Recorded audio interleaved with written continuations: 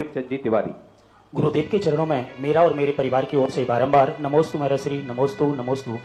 गुरुदेव, मेरी जिज्ञासा है कि कभी कभार हम किसी व्यक्ति को जानते नहीं हैं, फिर भी उसको देखकर हमारे मन में राग उमड़ता है और कई प्रकार के भाव हमारे मन में आते हैं, और किसी व्यक्ति को देखकर द्वेष उत्पन्न होता है और कई बुरी तरह के भाव हमारे मन में आते हैं। तो हे महर्षि कि ऐसा क्यों होता है और जो हमारे इसमें परिणाम बनते हैं उससे किस कर्म का बंध होता है? नमस्ते महर्षि। इसके दो दृष्टिकोण हैं। पहली बात, जो सज्जन लोग होते हैं वे किसी सज्जन को देखकर अनुरागित होते हैं, गुणानुवाद कहलाता है, गुणानुराग कहलाता है। वो संबंध से कोई मतलब नहीं रखता, कर्म से कोई मतलब नहीं रखता।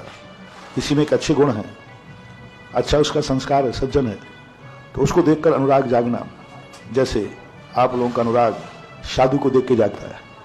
अब साधु को देखते तुम्हारा कोई, साधु से तुम्हें राग जाग रहा है, इसका अर्थ मत समझना कि हम पूर्व भाव के तुम्हारे कोई हैं।